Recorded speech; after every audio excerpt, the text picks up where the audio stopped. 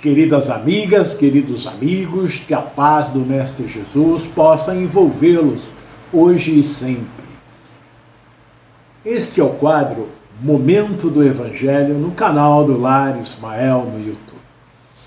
Vamos dar sequência ao capítulo 5, Bem-aventurados os aflitos.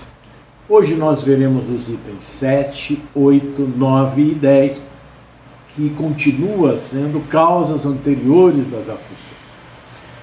No item 7 diz o Evangelho: os sofrimentos devidos às causas anteriores à existência presente, como os que se originam de culpas atuais, são muitas vezes a consequência da falta cometida. Isto é, o homem, pela ação de uma rigorosa justiça distributiva, sofre o que fez sofrer aos outros.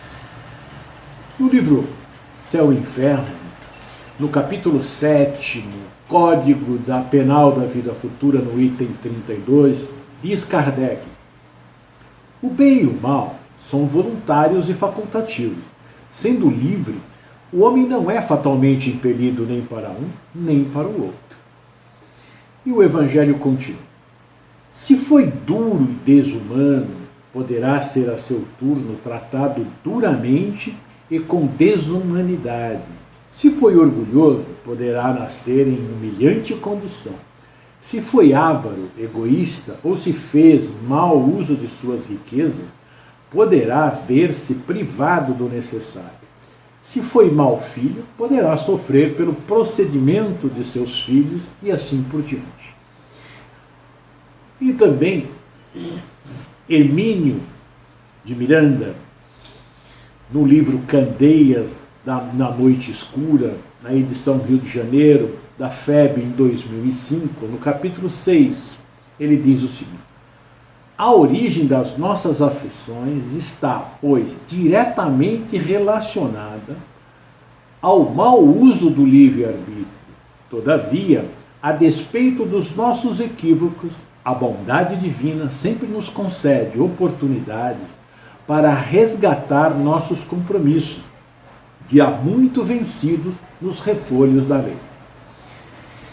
Então, nós percebemos que essa lei de causa e efeito, ela trabalha, para corrigir a rota que nós estamos seguindo. Se nós formos, então, mau patrão, mau filho, avaro, egoístas, fizemos mau uso das nossas riquezas, as consequências disso, elas virão.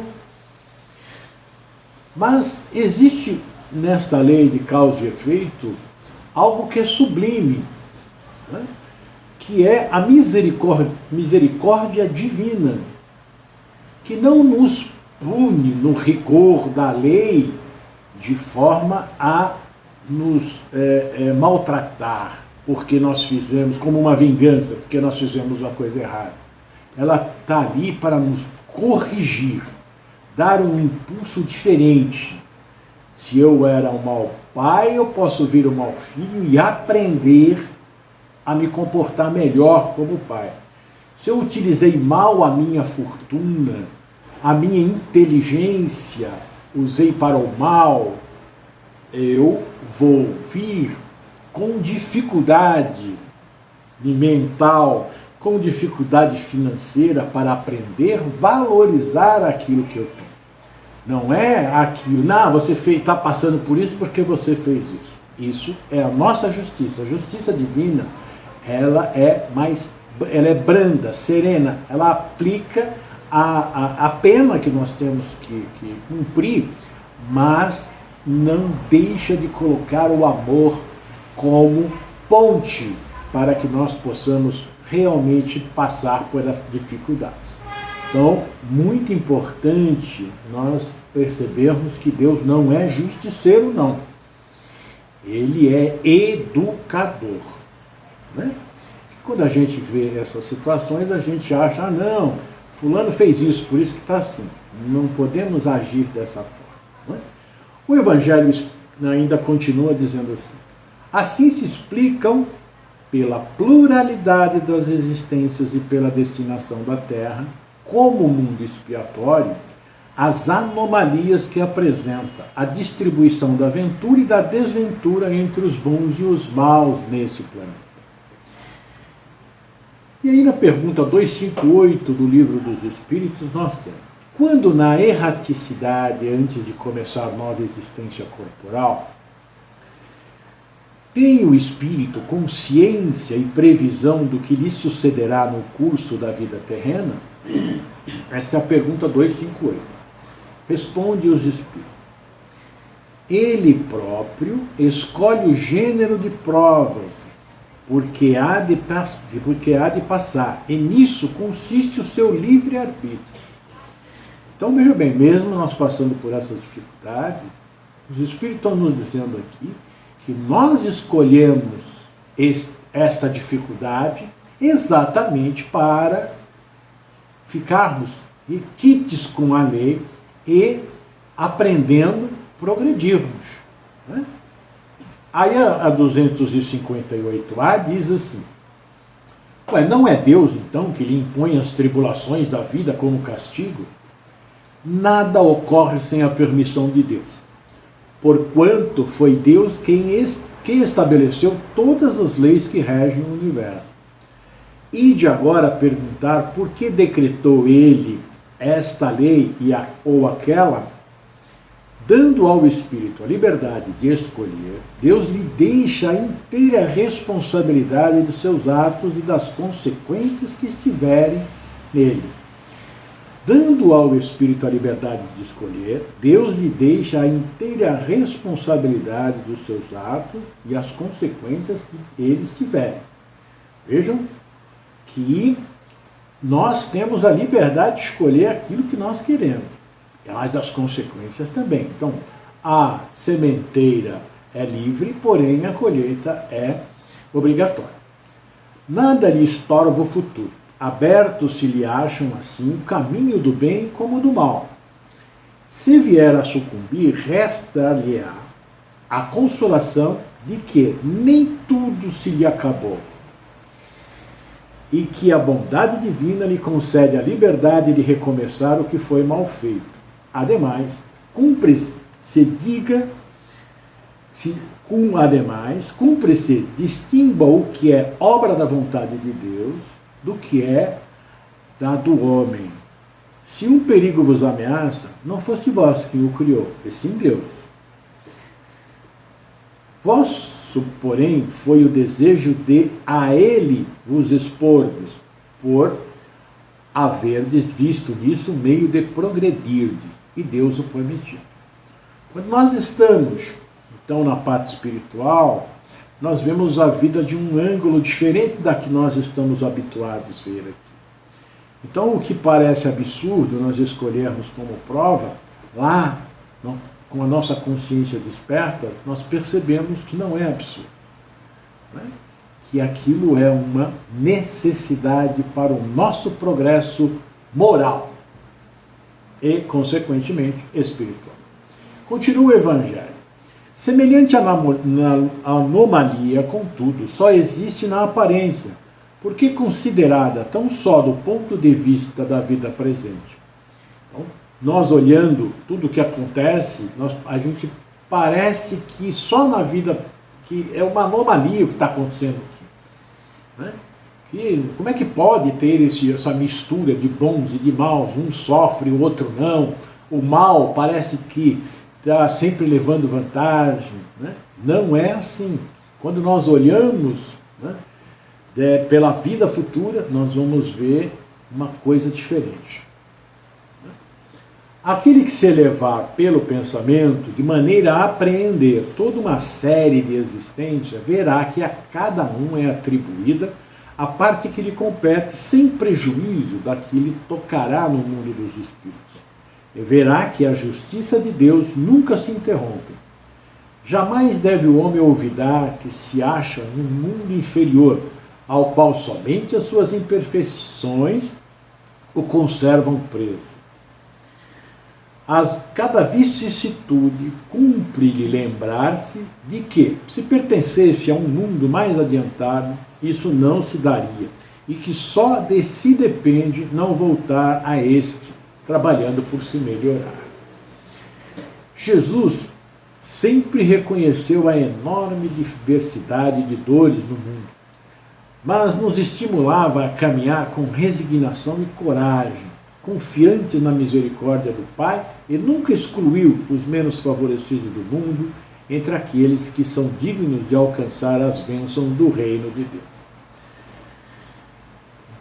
Nós lembramos que Jesus, em todo o seu trabalho, ele estava sempre com aqueles que tinham dores, estavam passando por grandes necessidades. E não importava se era rico, pobre, prostituta, bandido. Não, ele estava junto. Ele não via esta situação. Ele via o espírito necessitado de apoio e de auxílio. No item 8 ele diz: as tribulações podem ser impostas a espíritos endurecidos ou extremamente ignorantes para levá-los a fazer uma escolha com conhecimento de causa. Aí na pergunta 262 do Livro dos Espíritos, 262A, ele diz assim: quando o espírito goza de seu livre-arbítrio, a escolha da existência corporal depende sempre e exclusivamente de sua vontade, ou esta pode ser imposta pela vontade de Deus como expiação? A resposta: Deus sabe esperar, não precipita a expiação. No entanto, pode impor uma existência a um espírito quando este, por sua inferioridade ou má vontade, não se mostra apto a compreender o que lhe seria mais proveitoso, e quando se vê essa existência pode servir à sua purificação e progresso, e ao mesmo tempo servir de expiação. Muitas das vezes, na maioria das vezes, uma grande parte dos espíritos escolhe as suas provas, a sua vida futura, como é que deve ser, com quem ele vem, escolhe tudo. Mas tem outros que não têm essa capacidade porque estão tão entranhados no mal que eles não conseguem perceber o que é bom e o que é ruim para eles. Eles querem viver ali, aquela materialidade, aqueles gozos, e eles então, Deus, através dos seus mensageiros, mentores, amigos, eles vão se reunir e ver o que é melhor para aquele espírito. E aí, com a aprovação de Jesus, esse espírito reencarna para passar por aquela prova. Aí ele vai passando pelas suas provas até que um dia ele desperta e ele mesmo começa a traçar o seu caminho de progresso. Porque todos nós temos esta oportunidade de progredir. Continua o Evangelho. Os espíritos penitentes, porém desejosos de reparar o mal que hajam feito, de proceder melhor, esses a escolhem livremente. Tal o caso de um que, havendo desempenhado mal sua tarefa, pede-lhe a deixem recomeçar, para não perder o fruto do seu trabalho. As tribulações, portanto, são ao mesmo tempo expiações do passado, que recebe nelas o merecido castigo, e provas com relação ao futuro, que para elas preparam. Allan Kardec, no Céu e Inferno, no capítulo 7, novamente, no item 31, no Código Penal da Vida Futura, diz: as penas que o espírito sofre na vida espiritual vêm somar-se às da vida corpórea, que são consequentes às imperfeições do homem, às suas paixões, ao mau uso de suas faculdades e à expiação de faltas presentes e passadas. É na vida corpórea que o espírito repara o mal praticado em existências anteriores, pondo em prática resoluções tomadas na vida espiritual.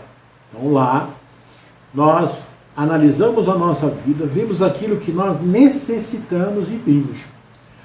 Com esta carga de problemas que nós trouxemos das vidas passadas para resolvermos agora, junta-se o que nós estamos fazendo nesta vida futura.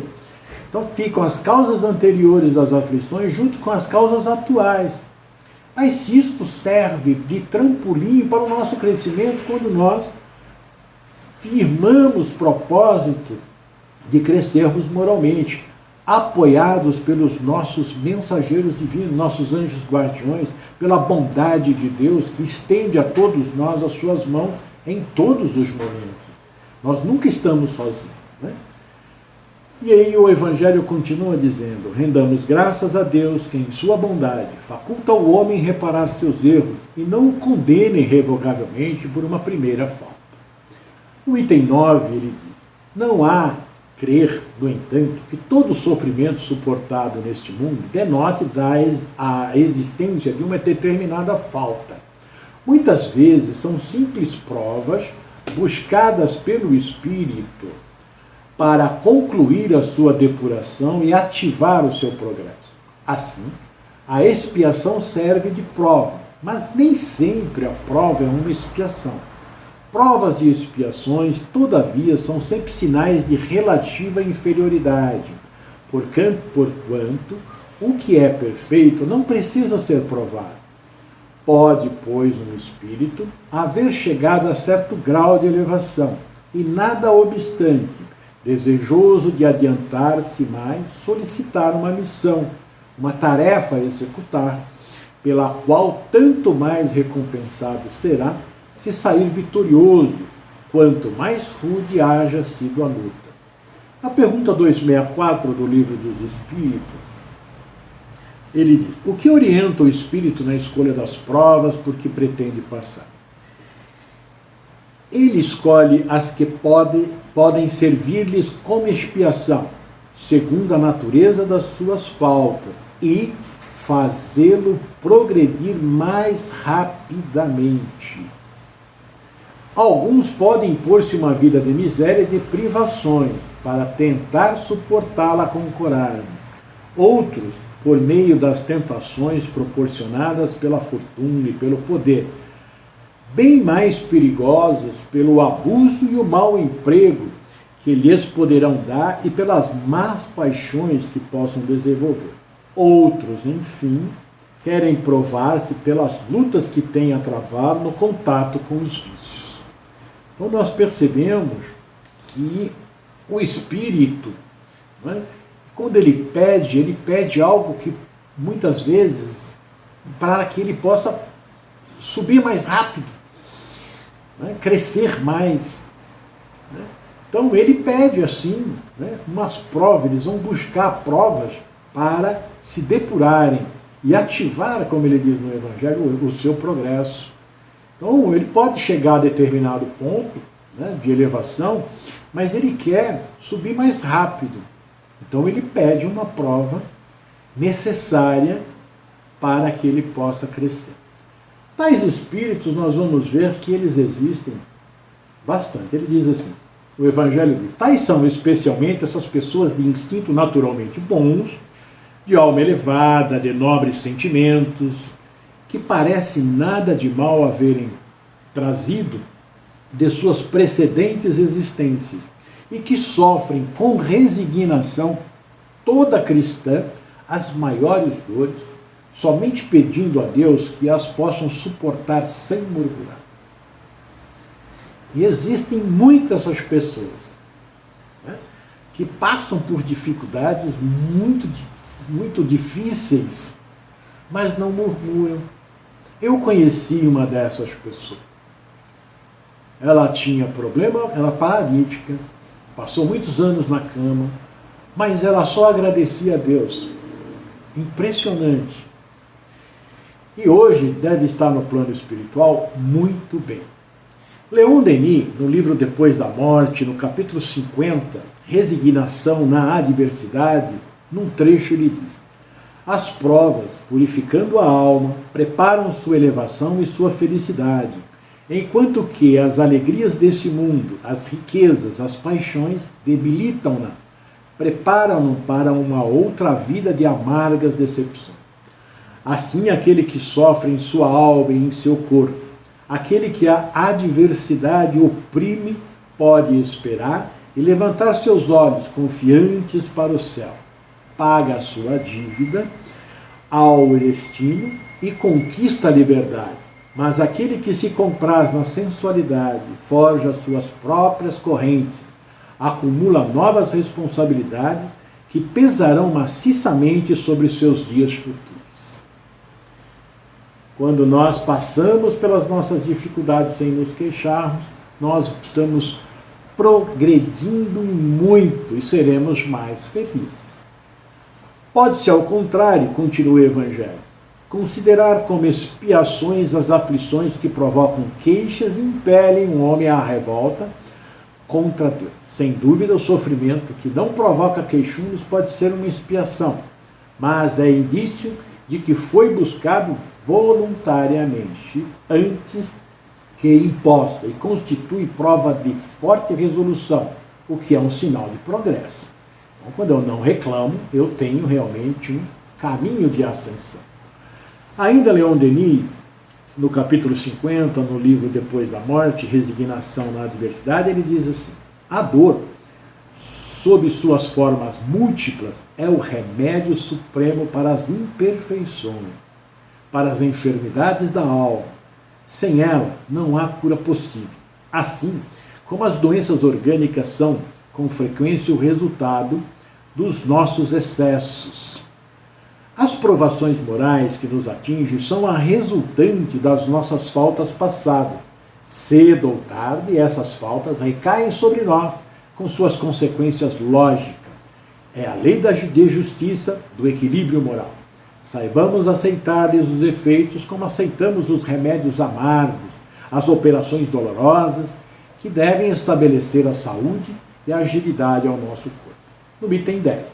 Os espíritos não podem aspirar à completa felicidade até que tenham se tornado puros. Qualquer mácula lhes interdita a entrada nos mundos ditosos.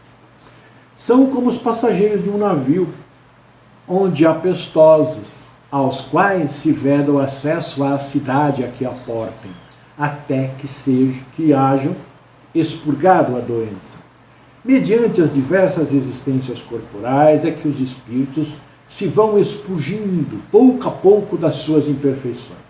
As provações da vida os fazem adiantar-se quando bem suportadas. Como expiações, elas apagam as faltas e purificam. São o remédio que limpa as chagas e cura o doente. Quanto mais grave é o mal, tanto mais enérgico deve ser o remédio. Aquele, pois, que muito sofre, deve reconhecer que muito tinha a expiar e deve regozijar-se à ideia da sua própria cura. E João disse o seguinte, no capítulo 16, versículo 33. Eu vos disse tais coisas para terdes paz em mim. No mundo tereis tribulações, mas tende coragem, eu venci o mundo. E continua o Evangelho. Dele depende, pela resignação, tornar proveitoso o seu sofrimento e não lhe estragar o fruto com as suas impaciências, visto que, do contrário, terá que recomeçar. Para que nós possamos nos aprofundar nesse estudo maravilhoso das causas anteriores das aflições, das causas atuais, vamos então lá no Livro dos Espíritos, né? No livro 2º, Mundo Espírita ou dos Espíritos, Escolha das Provas, das perguntas 258 a 273. Né? Então, nós fazendo esse estudo, nos aprofundando, indo lá em Leon Denis, né, para que ele nos mostre como, de forma tão bonita, como nós devemos caminhar, assim como é uma interpretação do Evangelho. Né? E Emmanuel, nós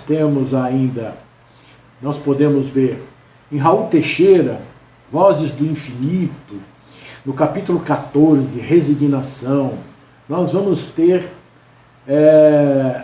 na nossa querida Joana de Ângeles, né? Após a tempestade, no capítulo 17, doenças mentais e obsessões, nós temos também Francisco Cândido Xavier e Valdo Vieira, no livro Estude Viva, Emmanuel e André Luiz, no capítulo O Bem Antes. Então nós temos muito estudo a fazer para verificar Por que nós passamos por esses nossos problemas de formas tão aflitivas? Por que eu sofro, o outro não sofre? Não é? Por que eu tenho os reveses na minha vida? Ora estou empregado, depois eu perco o emprego, passo por grandes necessidades. Todas as nossas dores e todas as nossas aflições têm origem em nós. Ou nós fizemos lá no passado, ou nós fizemos aqui no presente. Mas nós, com certeza, transgredimos a lei de Deus. E nós estamos transgredindo a lei de Deus sempre. Não é? Nós precisamos parar, fazer uma análise tranquila da nossa vida, ver em que caminho estamos. Nós vamos encontrar muitas dificuldades, porque nós fizemos muitas coisas desagradáveis, tanto nessa vida quanto na anterior. Se nós fazemos hoje o que fazemos, imagine no passado. Então nós precisamos olhar para a lei divina e ver o que eu preciso fazer. Vai ser melhor para mim, eu sou mais feliz. E é isso que todos nós almejamos. Lá no fundo nós queremos a nossa felicidade. Mas para obtermos a nossa felicidade, nós não podemos estar nos queixando das coisas que nos acontecem. Nós temos que parar de pensar em nós e pensar no nosso próximo. Trabalharmos para o nosso próximo. Mas eu preciso me amar primeiro. Eu preciso cuidar do meu ser. Então vamos lá, todos arregaçarmos as nossas mangas e vamos começar a observar quais os caminhos que nós estamos tomando. Quais são as opções que nós estamos caminhando para elas. Não é? As escolhas, que eu estou escolhendo o quê? O bem para mim ou o gozo material? Eu não posso ser tão egoísta de pensar só em mim. Eu tenho que pensar em mim, mas eu tenho que pensar muito mais no meu próximo. Quando eu pensar no meu próximo, eu estarei melhor. Tem uma citação de Jesus que ele diz assim, que aonde estiver o teu tesouro, lá está o teu coração. Aonde está o teu tesouro? No mundo? Na beleza? Na riqueza? Na prosperidade material?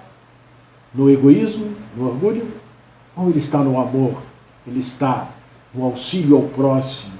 Ele está na indulgência, na benevolência e no perdão, que é a caridade, como entendia Jesus.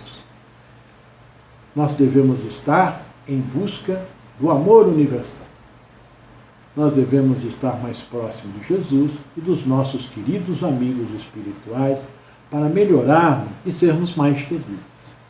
Então não vamos reclamar quando sofrermos, mas vamos fazer como diz o Evangelho. Bendizer ao Pai a oportunidade maravilhosa que Ele nos dá nesta vida de sanarmos os débitos que nós contraímos lá atrás com os nossos irmãos. Encontramos um irmão que nós não gostamos, vamos lá fazer um esforço para, pelo menos, fazer prece por ele. Queridos irmãos, estudemos o Evangelho de Jesus para estarmos melhor na nossa vida. Sejamos mais felizes com Jesus. Na próxima semana daremos continuidade ao nosso estudo do Evangelho. Que Jesus abençoe a todos vocês. Eu sou Irandi Protásio, um dos membros do Lar Ismael.